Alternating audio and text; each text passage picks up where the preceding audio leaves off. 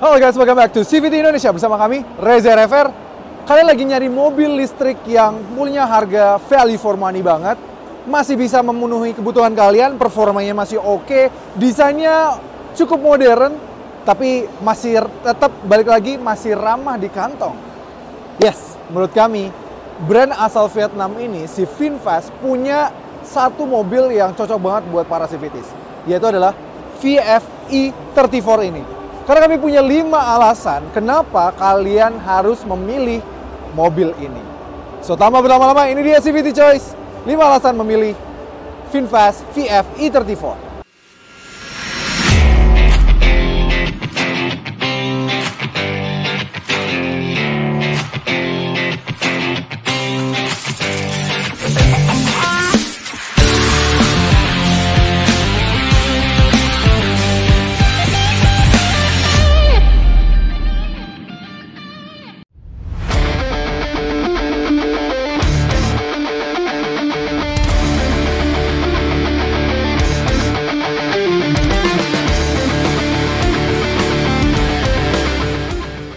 Oke, yang pertama yaitu adalah desain modern.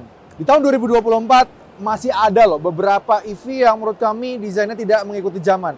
Tapi si VF e34 ini desainnya masih ngikutin zaman banget.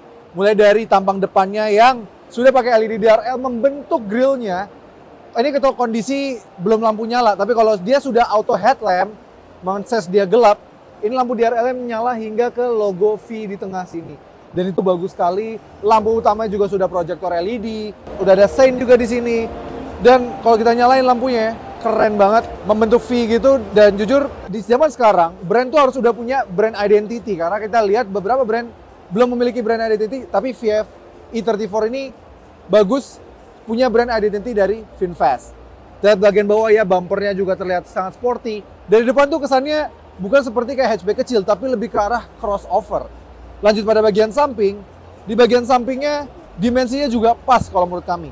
Panjangnya di 4300 mm, dia punya wheelbase di 2611 mm, artinya dia cukup panjang. 4300 mm itu kalau di tetangga udah kelasnya medium to small to medium ya, udah medium SUV bahkan. Dia udah besar, dia panjang 4300 mm, ground clearance-nya juga lumayan tinggi 165 mm, yang mana biasanya kalau mobil listrik mau dibikin crossover pun kadang baterainya membuat ground clearance-nya rendah, tapi ini masih di atas 160 mm, which is bagus. Velgnya sudah pakai all black begini dengan konfigurasi 215 45 R18. Dia sudah pakai 18 inci, desainnya rada mengipas tapi single tone gelap. Jadi seakan-akan tuh kalau dari samping sporty banget ya, dengan plastik cladding yang nggak overdone. Biasanya kan plastik cladding kalau pengen nunjukin kalau kalian SUV itu kayak agak berlebihan di pada bagian fender sebelah sini. Ini enggak, dia simple aja, kecil, tapi pas. Menunjukkan bahwa dia memang proper crossover. Sein LED yang sudah ada di spion, ada kamera 360 di bagian sini. Handle-nya udah kayak mobil modern ya, bagus. Masih begini, bagus banget. Dan kita bisa lihat overall dimension-nya, itu kelihatan banget dia bukan kayak mobil murahan gitu ya. Rasanya feels tetap sophisticated, dan nggak kerasa seperti bahkan lebih mahal dibandingkan dengan harganya. Nice banget. Dan bagian belakang, desain belakangnya pun keren banget. Dia ada tarikan garis lampunya nih dari pilar D-nya ke bawah dan menyambung seperti ini dan ke logo V dari VinFast-nya tersebut. Kami sangat mengapresiasi sekali mobil sebuah brand itu punya bahasa desain, karena membuat sebuah bahasa desain itu nggak gampang dan bisa menyelaraskan ke seluruh line up mobil itu sebenarnya jujur nggak gampang loh. Tapi brand yang tergolong masih cukup muda ini bisa membuat bahasa desain seperti ini, menurut kami bagus dan harus diapresiasi. Nice. Ini bagus banget ya, dia ada tarikan garis seperti ini, lampunya juga sudah LED di bagian sini. Overall, dengan ada shark fin antena, spoiler yang seperti ini, dari depan, samping, belakang, ini kerasa banget seperti mobil kelas-kelas crossover. Jadi kalian bikin PD pakai mobil ini ke berbagai macam medan. Yang kedua yaitu adalah kepraktisan. Di zaman sekarang seperti ini, kalian meskipun pakai mobil compact harus bisa tetap praktikal. Kepraktisannya mulai dari dia sudah pakai power tailgate. Wow, harga terjangkau sudah power tailgate. Kapasitas bagasinya di 290 liter, tapi nggak cukup sampai situ. Kalian masih bisa lipat baris duanya yang sudah 60/40 dan itu hampir rata lantai. Jadi kami bisa membawa barang yang lebih banyak lagi. Kepraktisannya nggak berhenti cuma di situ, karena legroom baris keduanya gede banget. Tinggi kami di atas rata-rata orang Indonesia 175 cm. Ini posisi mengemudi kami udah kami samain kanan dan kiri. Tapi lihat legroom kami. 1, 2, 3, 15 jari guys. Gede banget ini. Wah, dan bahkan yang kami suka lagi, dia juga cukup recline. Jadi kita benar-benar bisa mendapatkan rebahan yang pas dan enak dengan adanya juga 3 headrest di baris duanya ini. Jadi feels-nya gak kayak mobil yang compact. Ini dalam kayak rasanya mobil gede banget. Yang ketiga yaitu adalah value for money dan skema harganya. Yes, mobil ini memiliki harga yang cukup terjangkau banget. Harganya di 273 juta.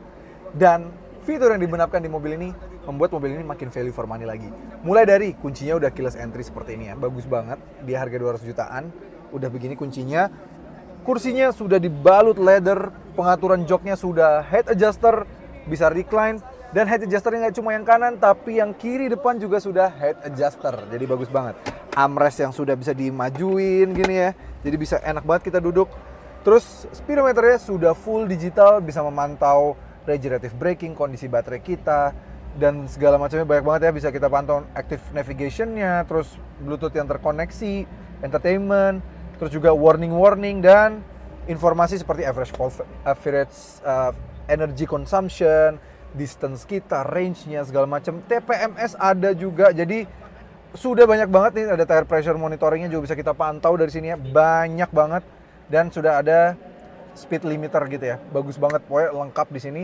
Dan layar head unitnya juga 10 inci, sudah untuk bisa pengaturan AC, AC-nya juga sudah digital ya, sudah bisa auto climate control juga, bagus banget ini. Kita bisa atur fan-nya, mode semburannya, ada defrost, bagus lengkap. Di sini juga pengaturan dia bisa dikoneksikan dengan WiFi, bisa pengaturan mobil seperti pembukaan power tailgate, all window open. Nah, ini bisa langsung ditutup semua kaca, one touch of a button dari tengah sini, bagus banget. Jadi banyak yang bisa diatur dari sini. Kita bisa buka juga semua power window-nya secara keren banget ya. Jarang nih ada fitur seperti ini. Bagus, terus juga dia bisa pembukaan power tailgate pastinya. Sudah ada kamera 360, kamera 360-nya juga sudah 3D view, dan 3D view lihat ada gap nggak, ada lag nggak? Nggak ada lag sama sekali nih.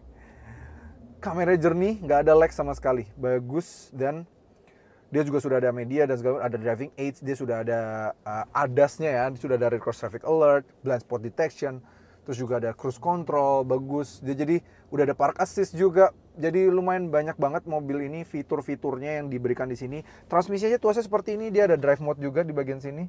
Tombol gitu ya, bagus. Tombolnya juga start stop juga. Dan kayak spionnya sudah elektrokromatik, kaca sun visor-nya udah ada lampu. Jadi, dan yang paling keren lagi, atapnya sudah berwarna hitam. Jadi feel sportiness-nya kerasa hingga ke dalam sini. Dan yang karena tadi kita bisa kontrol semuanya dari tengah sini, power window-nya, artinya dia juga sudah all auto power window. Premium banget rasanya. Dan skema harganya, dia dihargai di 273 juta. Terjangkau banget ya. Dengan fitur-fitur yang diberikan tadi. Itu pun sudah ter-include 12 juta komplement. Seperti aksesoris-aksesoris seperti wall charger dan segala macamnya. Dan kalian bisa mendapatkan subscription dari baterainya. Tergantung kalian pemakaiannya. Kalau misalnya kalian pakai kira-kira sebulan nggak nyampe 1.500 kilo, kalian ambil aja yang paling terjangkau, yaitu di 1.099.000 per bulan, itu udah bisa. Jadi artinya itu lumayan terjangkau banget. Kalau kalian hitung-hitung aja per tahunnya, berarti tandanya paling kalian cuma nambah 12 juta dari harga aslinya. Masih lebih terjangkau dibandingkan dengan rival-rivalnya. Yang keempat yaitu spesifikasi baterai dari VinFast e-TG4 ini. Menurut kami ini cukup oke banget karena kapasitas baterainya di pas 1,9 kWh yang bisa membuat mobil ini berjalan sejauh 318,6 km secara NEDC. Dan mobil ini sudah punya rate charging yang cukup cepat, yaitu dari 10% sampai 70% hanya di 27 menit saja untuk DC chargingnya. Spesifikasi motor listriknya di 148 horsepower dan torsinya di 242 Nm. Seberapa menarik mobil ini? Langsung ke poin berikutnya, yaitu adalah performa.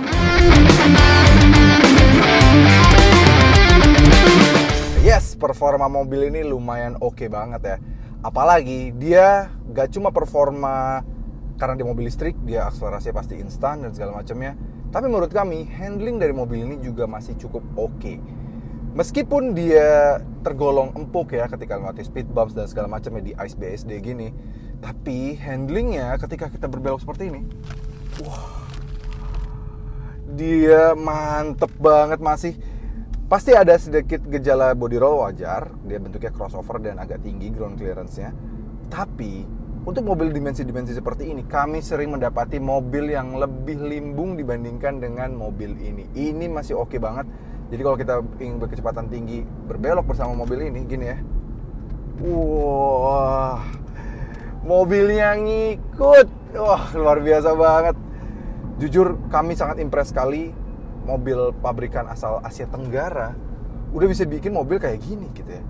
Ini jujur ya, gini personal opinion, kita terbalik kayak gini ya.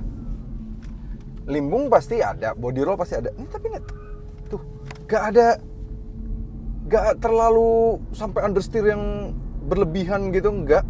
Ini mobil masih keep in place. Karena kalau kita lihat center of gravity wajar, baterai ada di bawah, pas. Terus juga ketika kita berbelok, karena dia nggak terlalu tinggi dan masih compact desainnya, itu bikin mobil ini masih bisa berbelok dengan cepat kayak gini nih. Kita belok cepat.